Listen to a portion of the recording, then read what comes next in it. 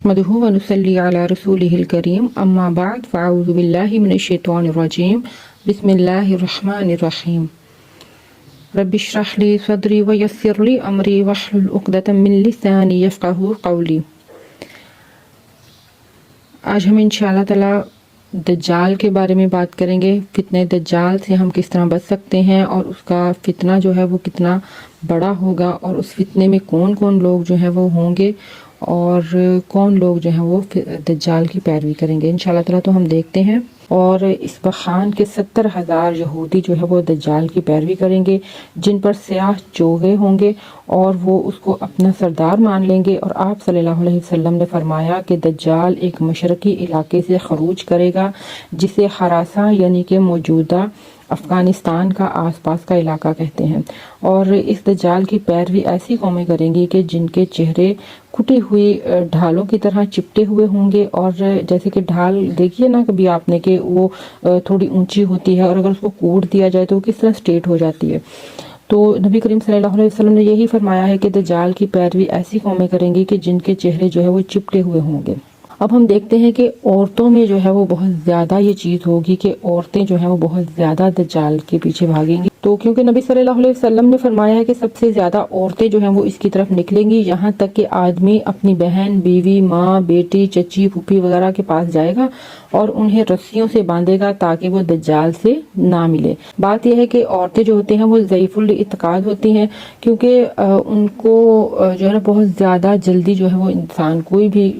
جو ہے اپنے باتوں میں بھی لا سکتے ہیں، اپنی طرف مائل بھی کر سکتے ہیں۔ جیسے کہ دجال کا کہنا ہوگا کہ میں جو ہے وہ خدائی دعویٰ کرے گا، اور جو جاہل اور گوار عورتیں، جیسے کہ آج کل آپ دیکھتے ہیں کہ جو کوئی بھی ایسا سسٹم چل رہا ہو جہاں پر لوگ جو ہے وہ بہکا رہے ہیں، دوسروں کو اللہ تعالیٰ کی راہ سے ہٹا رہے ہیں، تو ان میں بہت زیادہ عورتیں جو ہے وہ انوالو ہوتی ہیں۔ عورتیں جو ہے بہت زیادہ جو ہے اس چیز کو نہ اپنے اندر ایبزارب کرتی ہیں، تو اس لیے عورتیں جو ہے وہ دجال پہ بھی بہت زیادہ جو ہے بھروسہ کریں گی اور بہت جلد ہی جو ہے وہ اس کے پیچھے چلیں گی۔ تو اس لیے ہم عورتوں کو چاہیے کہ ہم اس کے لیے پہلے سے ہی جو ہے وہ اپنے آپ کو سیو کریں، کیونکہ اس کا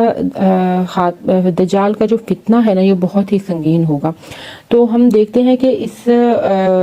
فتنے میں اور کون کون لوگ جو ہیں وہ شامل ہوں گے۔ اب ہم دیکھتے ہیں کہ دجال جو ہے وہ کس جگہ پر نہیں جا سکے گا، تو بیت اللہ اور بیت المقدس میں وہ داخل نہیں ہو سکے گا، یہ نبی صلی اللہ علیہ وسلم کا فرمان ہے۔ نبی کریم صلی اللہ علیہ وسلم نے فرمایا مکہ اور مدینہ کے سوا ہر شہر کو دجال روندے گا، کوئی شہر نہیں بچے گا۔ اب مکہ اور مدینہ کے آس پاس جو ہے وہ فرشتے کھڑے ہوئے ہوں گے جو اس کی حفاظت کریں گے، اور وہ اس کو دجال کو جو ہے وہ ان دو شہروں میں داخل ہونے سے روکیں گے۔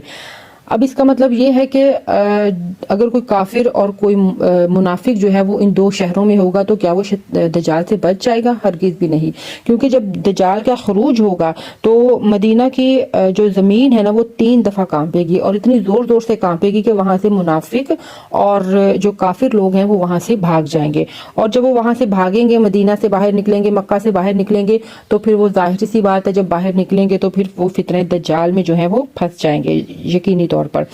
اور پھر نبی کریم صلی اللہ علیہ وسلم نے فرمایا ہے کہ دجال جو ہے مرکنات مدینہ کے قریب ایک وادی کا نام ہے، مرکنات جو ہے وہ مدینہ کے قریب ایک وادی کا نام ہے، اس کی دلدلی زمین پر جو ہے وہ پڑاؤ کرے گا۔ اب ہم دیکھتے ہیں کہ اس فتنے سے ہم کیسے بچ سکتے ہیں۔ یہ بڑا ہی بڑا فتنہ ہوگا جس سے بچنا جو ہے بہت زیادہ مشکل ہوگا۔ تو پہلی بات تو یہ ہے کہ اس کا انکار کرنا۔ پہلا طریقہ یہ ہے کہ ہم دجال کا انکار کریں۔ دوسرا یہ طریقہ ہے کہ سورۃ الکہف کی ابتدائی 10 آیات جو ہے وہ ان کو حفظ کر لیا جائے، اور حفظ کرنے کے لیے یہ ہے دجال کے فتنے سے ہمیں ضرور بچائیں گے انشاءاللہ تعالی، اور کوشش کریں کہ یہ 10 آیات جو ہیں وہ روزانہ کسی بھی نماز میں جو ہے وہ ہم پڑھ لیں، کیونکہ نبی کریم صلی اللہ علیہ وسلم نے فرمایا ہے کہ تم میں سے جو کوئی بھی دجال کو سامنے پائے تو وہ ان 10 آیات کی تلاوت کرے، اور تلاوت پھر ہم اسی صورت میں کریں گے کہ اگر ہم نے اس کو حفظ کیا ہوگا یا ہمیں یہ بہت اچھی طرح سے پکے طریقے سے یاد ہوں گی، تاکہ دجال کا سامنا کر کے ہم خوف جو طاری ہوگا اس سے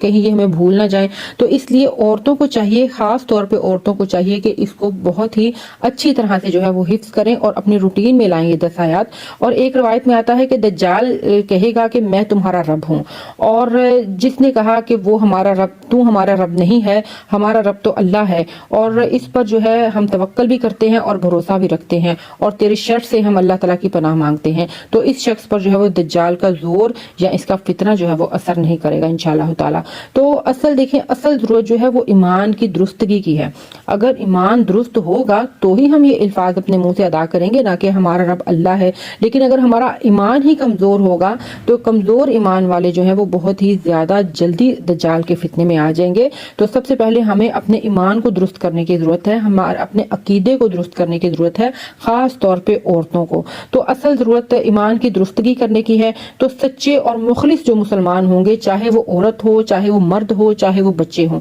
دجال جو ہے وہ ان کو کوئی بھی نقصان نہیں پہنچا سکے گا، کیونکہ نبی کریم صلی اللہ علیہ وسلم نے فرمایا ہے کہ جس شخص نے دجال کی ربوبیت کا انکار کیا، اس سے کہا کہ تو جھوٹا ہے اور میرا رب تو اللہ ہے اور جس پر میں توکل کرتا ہوں، تو وہ دجال اسے کوئی بھی نقصان نہیں پہنچا سکے گا انشاءاللہ تعالی۔ تو اس کے لیے دجال سے بچنے کے لیے سب سے پہلے ہم نے اپنے عقیدے کو درست کرنا ہے، اور پھر جب حضرت عیسیٰ علیہ السلام آئیں گے اور دجال کا خاتمہ جو ہے وہ کریں گے، تو وہ دجال کا خاتمہ جو ہے وہ لد نامی جو مقام ہے وہاں پر ہوگا۔ وہ فلسطین میں ایک جگہ ہے جس کا نام لد ہے، اور آج کل وہاں پر ایئرپورٹ بنا ہوا ہے، تو اس